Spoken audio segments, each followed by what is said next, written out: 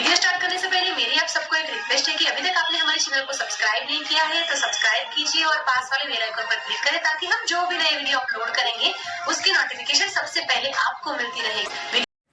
नमस्कार भैया बहनों, मैं आचार्य प्रवीण माध्यमिक आदर्श विद्या मंदिर कोटखादा से मैं आज आपको संस्कृत विषय अष्टमी कक्षा का संस्कृत विषय पढ़ाने जा रहा हूँ। अध्याय का नाम है विद्यया बुद्धि उत्तमः। भैया बहनों, मैं आशा करता हूँ कि इस अध्याय को आपको पढ़ने में बड़ी रुचि आएगी, क्योंकि पंडित विष्णु शर्मा द्वारा रचित पंचतंत्र काव्य से लिया गया पाठ है, जिसके अंदर अव्यय ज्ञान का प्रयोग किया गया है। आपको बड़ी सहजता से और प्रसन्नता से ये विषय समझ में आएगा और रुचिकर भी लगेगा। प्रस्तुत पाठ विष्णु शर्मणा विरचित पंचतंत्रात् कथा ग्रंथात् उद्धृतः। प्रस्तुत पाठ विष्णु शर्मा द्वारा रची गई पंचतंत्र की कथा से लिया गया है। अस्यां कथायां ब्राह्मण बालकानां माध्यमेन विद्यया अपेक्षया बुद्धि श्रेष्ठता संपादिता। इस कथा के अंदर ब्राह्मण बालकों के माध्यम से विद्या की बजाय बुद्धि को अधिक श्रेष्ठ संपादित किया गया है, बुद्धि को श्रेष्ठ माना गया है। कस्मिंश्चित् ग्रामे चत्वारो ब्राह्मणपुत्र परस्परं मित्रभावेन वसन्ति स्म। किसी गांव में 4 ब्राह्मण पुत्र आपस में मित्र भाव से रहते थे। जहाँ पर वसंती स्म शब्द का प्रयोग किया गया है, इसमें जो शब्द है वह भूतकाल का ज्ञान देता है हमें। वैसे जो वसंती वर्तमान काल का है। चतुर्थ त्रये शास्त्र पारंगतः परंतु बुद्धिरतः। उन चारों में से 3 तो शास्त्रों में पारंगत थे और बुद्धि से रहित थे। एकस्तु बुद्धिमान किंतु शास्त्र विमुखः। एक बुद्धिमान था लेकिन शास्त्रों से रहित था। एकस्तु, इसके अंदर एक विसर्ग धन तो विसर्ग संधि का प्रयोग किया गया है। ते कदाचित मंत्राणाम अकुरन्। उन चारों ने एक दिन सलाह की, यदि विदेशं गत्वा प्रभुतं धनं धनार्ज्यं तर्हि विद्या किं प्रयोजनम्। यदि अगर विदेश में गत्वा दूसरे देश में या दूसरे राज्य में जाकर के हम बहुत सारा धन कमाएं तो इस विद्या का हमारा कोई प्रयोजन हो सकता है क्या। गत्वा, इसमें जो गत्वा शब्द आया है, गत्वा के अंदर गम धातु और कत्वा प्रत्यय का प्रयोग करके जो शब्द बना है कत्वा, गत्वा, इसका अर्थ होता है जा करके। ततः पूर्व देशम गच्छामि। इसके बाद में वो पूर्व के देशों में जाते हैं। गच्छामि में गम धातु का प्रयोग किया गया है। एवं किंचित मार्गे गते ते सुज्येष्ठ अवदते।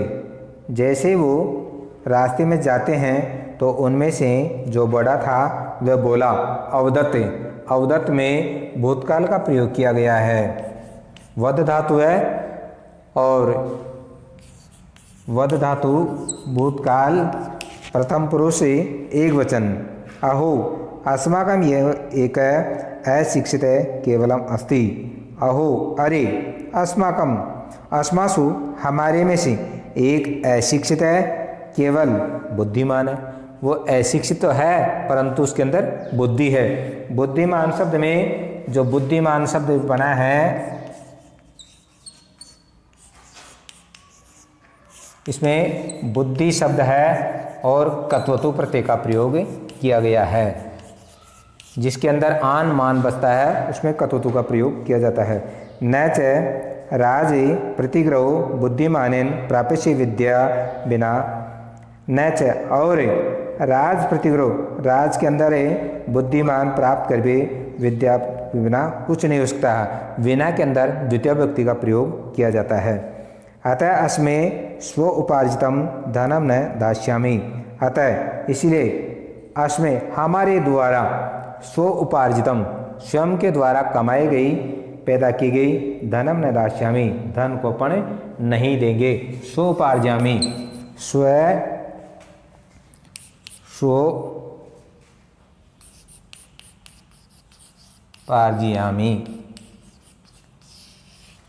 इसका संधि जो होगा स्वधन उपार्जितम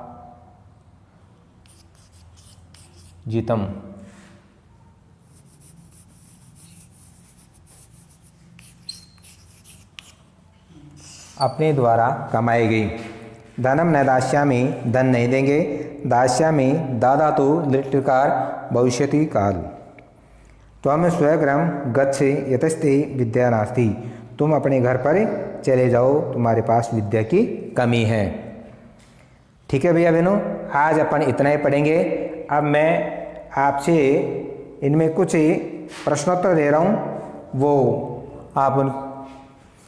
आप उनके जवाब लिखना, उत्तर देना, इनके जवाब देना जो मैं प्रश्नोत्तर लिख रहा हूँ।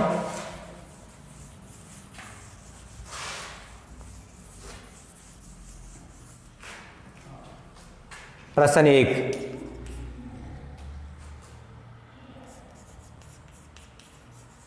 विष्णु शर्मण कैसे लेख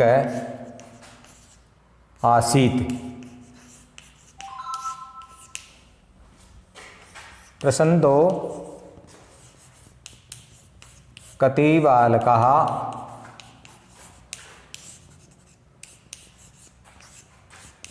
मित्रं सन्ति। प्रश्न 3, ते कुत्रे गत्वा।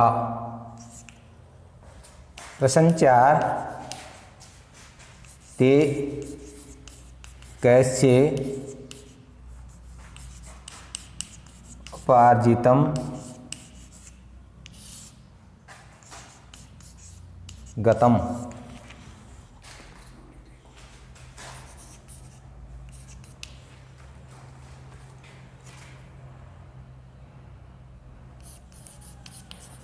विद्याया उत्तमः का आसीत्। ये गृह कार्य आप करके इनका सटीक जवाब मेरे को लिखना। धन्यवाद भैया बहनों।